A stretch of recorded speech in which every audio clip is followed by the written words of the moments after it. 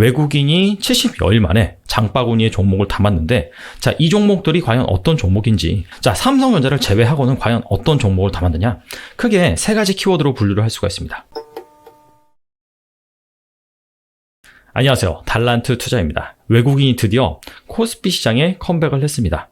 지난 17일 외국인은 코스피 시장에서 3,186억 원을 순매수를 해서 무려 44일 만에 순매수로 전환을 했습니다. 그리고 외국인 투자자가 3,000억 원 이상을 순매수한 것은 지난 2월 4일 이후로 처음이거든요.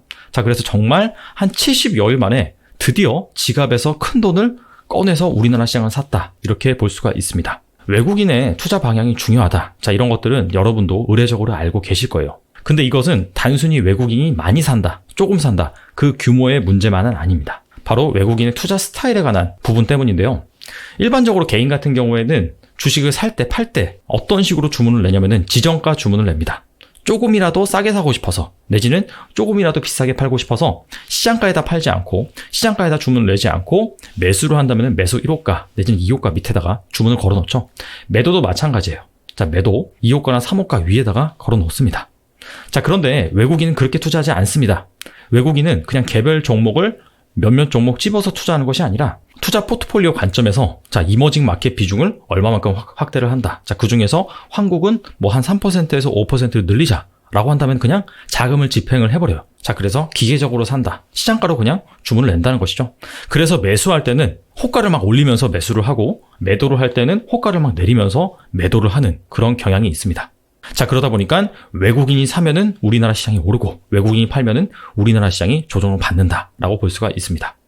자, 그렇다면은 이 외국인이 정말 70여일 만에 3,000억 원 이상을 매수를 했는데 앞으로도 계속해서 매수를 해서 우리나라 시장이 오를 것이냐? 자, 그 부분은 장담할 수가 없죠.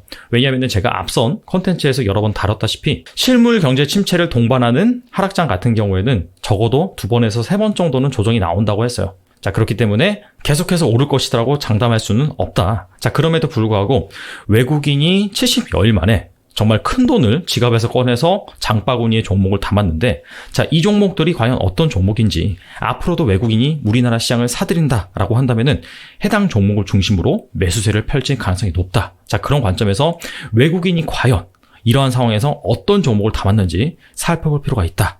자, 그래서 오늘은 해당 종목이 어떤 공통점을 가지고 어떤 특징이 있는지 알아보는 시간을 갖겠습니다. 일단은 외국인이 우리나라 시장에서 가장 많이 산 종목, 당연히 여러분도 알고 계시는 삼성전자입니다. 삼성전자 같은 경우에는 17일 하루에만 외국인이 2,800억 원어치를 순매수를 했어요. 자, 그러다 보니까 주가가 거의 한 5%가량 올랐었죠. 자, 삼성전자를 제외하고는 과연 어떤 종목을 담았느냐? 크게 세 가지 키워드로 분류를 할 수가 있습니다. 자, 첫 번째로는 바로 메가트렌드. 현재 이 하락장과 상관없이 꾸준하게 성장할 만한 그런 기업들이죠. 자, 두 번째로는 전염병 수혜주. 현재 이 전염병 이슈 때문에 실질적으로 수혜를 받을 만한 그런 산업에 투자를 했습니다. 세 번째로는 납폭과대주. 전염병 수혜주와 정반대되는 그런 피해 산업도 어느 정도 일부분 담았다라고 볼 수가 있겠습니다. 자, 그렇다면 각각 세 가지 키워드, 메가트렌드, 전염병 수혜주, 납폭과대주, 각각 세 가지 키워드에 해당되는 그런 기업들은 어떤 기업들인지 알아보겠습니다. 자, 첫 번째는 바로 메가트렌드에 부합하는 종목들입니다. 크게 세 가지 종목인데 삼성 SDI, LG화학, 삼성전기입니다. 자, 보시다시피 하루에만 거의 2,300억 원어치 이상을 매수를 했습니다. 삼성 SDI와 LG화학은 같이 묶어서 판단해 볼 필요가 있겠죠. 둘 다 글로벌 2차 전지 생산 기업이다 라고 볼 수가 있겠고, 2차 전지는 충전을 해서 계속해서 사용할 수 있는 전지를 뜻합니다. 사실 중요한 건 2차 전지 중에서 바로 전기차죠. 최근에 S&E 리서치가 발표한 자료에 따르면 올해 1월 생산량 기준으로 LG화학이 이 전기차 배터리에서 2위를 차지를 했고요. 삼성 SDI가 4위를 차지를 했습니다. 특히나 이 LG화학 같은 경우에는 만년 1, 2위 기업이 있어요. 중국의 CATL이라고 중국 정부에서 밀어주다 보니까 계속해서 상위권을 차지할 수밖에 없는 그런 기업인데, LG화학이 이번에는 CATL을 제쳤다라는 관점에서 상당히 관심을 불러 모았었죠. 전기차 같은 경우에는 테슬라가 전기차의 새로운 역사를 쓰고 있죠. 자, 그리고 세계 각국의 이산화탄소 배출 규제, 이 두 가지가 맞물려서 계속해서 이 전기차 배터리 수혜는 증가할 것으로 예상이 된다라고 볼 수가 있습니다. 그래서 두 기업 같은 경우에는 현재 이 전염병 이슈에도 불구하고 2020년 영업이익이 40%에서 50% 이상 증가할 것으로 예상이 됩니다. 그리고 세 번째로 삼성전기. 삼성전기는 삼성그룹 계열의 전자 부품 생산 업체인데 주로 삼성의 갤럭시 스마트폰에 들어가는 부품들을 만든다라고 볼 수가 있겠고, 핵심되는 제품은 무엇이냐면 바로 MLCC입니다.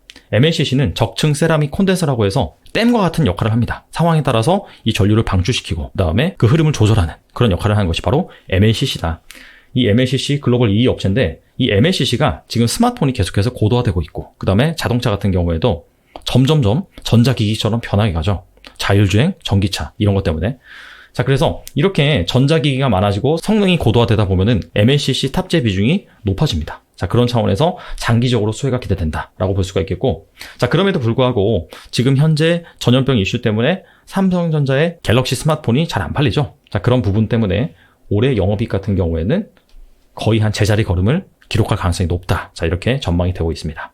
자, 두 번째는 이 전염병 수혜 관련 기업입니다. 크게 두 기업을 외국인이 순매수를 했는데 바로 네이버와 카카오입니다.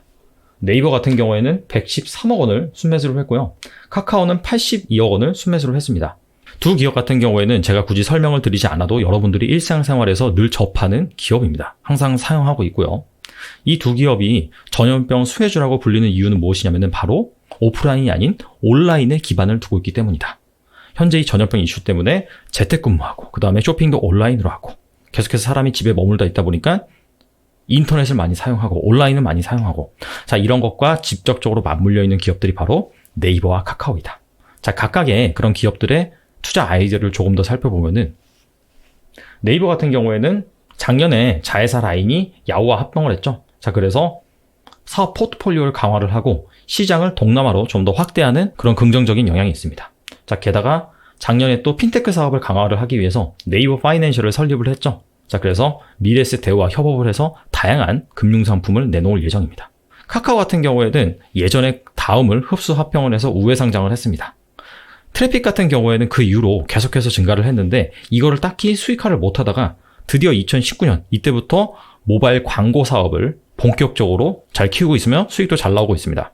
자, 이 가운데 카카오페이 그리고 카카오뱅크 핀테크 사업 포트폴리오를 하나하나 잘 갖추고 있고, 특히 최근에 이 바로투자증권을 인수를 하면서 카카오페이 증권으로 사명을 바꿨죠. 자, 그래서 이 핀테크 기업 중에서는 가장 종합 금융 포트폴리오를 잘 갖춘 기업이다. 자, 이런 관점에서 앞으로도 성장이 기대된다라고 볼 수가 있습니다. 자, 두 기업 같은 경우에는 이 전염병 수혜주답게 올해 영업이익 컨센서스가 상당히 높은 편입니다. 네이버 같은 경우에는 올해 35% 정도 영업이익이 증가할 것으로 기대가 되고, 카카오는 91% 정도 증가할 것으로 예상이 됩니다. 자, 마지막으로는요, 바로 낙폭 과대주입니다. 낙폭 과대주는 아무래도 이 전염병 이슈 때문에 피해가 예상되는 산업, 자, 그러다 보니까 많이 빠진 그런 주식이다라고 볼 수가 있겠고, 크게 세 가지 기업이 있는데 바로 LG생활건강, 그리고 신세계, 그리고 호텔신라입니다. 자, 이 세 종목의 공통점은 무엇이냐면은 주요 판매처가 중국이다라고 볼 수가 있습니다. 중국에서 우리나라 화장품을 많이 소비를 하고 있고요.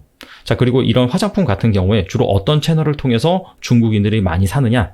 바로 백화점이나 면세점, 즉 이런 유통 채널을 통해서 많이 유통이 된다는 거죠. 특히나 이 LG생활건강은 국내 1위 럭셔리 화장품 기업이거든요. 뭐 오휘, 숨, 후, 자, 이런 것들이 주로 면세점, 백화점 이런 쪽에서 매출이 많이 발생을 한다라고 볼 수가 있습니다. 자, 그런데 현재 이 전염병 이슈로 국경 간의 이동이 통제가 되고 그 다음에 소비 심리가 안 좋잖아요. 자, 그러다 보니까 해당 기업들이 바로 실적에 직격탄이 예상이 된다. 자, 그러다 보니까 해당 기업들이 당연히 악영향을 받을 수밖에 없겠죠. 자, 그래서 이 낙폭 과대 기업들을 보시면은 전반적으로 올해 영업이익 컨센서스가 좋지 않습니다. LG생활건강은 마이너스 3% 정도 하락을 할 것으로 예상이 되고, 신세계는 14% 정도 감소, 그리고 호텔신라 같은 경우에는 올해 영업이익이 36% 정도 감소할 것으로 예상이 된다라고 볼 수가 있습니다. 자, 참고로 여기에 따이공이라고 있죠. 따이공. 자, 따이공이 뭐냐면은 바로 중국의 보따리상을 뜻합니다. 이 따이공들이 우리나라에 와가지고 백화점이나 면세점 이런 데서 우리나라 화장품들을 막 사재기를 해가요. 자, 그래서 다시 본국에 돌아가서 파는 그런 행위를 하는 상공인들인데, 자, 이들에 대한 매출 비중이 상당히 높다라고 볼 수가 있습니다. 자, 그래서 결과적으로 이 해당 기업들이 반등을 하고 실적이 턴하기 위해서는 현재 이 전염병 이슈가 해결되는 것이 급선무다라고 볼 수가 있는데, 자, 그럼에도 불구하고 이렇게 피해가 예상되는 산업에 외국인들이 지갑을 꺼내서 사들인 이유는 무엇이냐? 자, 해당 기업들이 보면은 우리나라에서 탑 클래스에 해당되는 기업입니다. 뭐 LG생활건강 말할 것도 없죠. 그리고 신세계, 호텔신라 둘 다 면세점 측면에서는 경쟁력을 보유하고 있는 기업이다. 자, 그래서 어차피 이런 산업들이 없어질 산업은 아니잖아요. 화장품 안 바를 것도 아니고, 그 다음에 뭐 면세점 안 갈 것도 아니고, 언젠가는 간다는 거죠. 자, 그런 관점에서 봤을 때 분명히 구조 조정이 되고 정리된 기업은 나올 것입니다. 자, 하지만은 탑클래스, 즉 경쟁력이 있는 기업들 같은 경우에는 그런 구조조정 분위기에서도 살아남아서 결과적으로는 그 승자가 누릴 수 있는 그 시장의 파이를 독식할 수 있는 그런 경쟁력을 가진 기업이다라고 판단하고 외국인들이 사지 않았나. 자, 그렇게 정리를 해볼 수가 있겠습니다. 자, 그래서 지금까지 살펴본 내용들을 정리를 해보면은 외국인은 일단 삼성전자를 가장 많이 샀고, 자, 그 다음에 산 종목들 같은 경우에는 크게 세 가지로 볼 수가 있는데, 자, 첫 번째로는 바로 메가트렌드, 두 번째로는 전염병 수혜주, 세 번째로는 낙폭 과대주다. 물론 이 기업들이 앞으로도 계속해서 주가가 오를 것이다? 그것은 장담할 수가 없죠. 자, 그럼에도 불구하고 여러분들이 중장기적인 관점에서 외국인들은 이런 종목들을 샀는데 키워드가 무엇이구나. 자, 그 부분에 있어서 여러분들도 충분히 동의하시는지 검증을 해보신 다음에 중장기적인 관점에서 여러분들이 투자에 활용을 하시면 좋을 것 같습니다. 자, 오늘은 여기까지입니다. 감사합니다.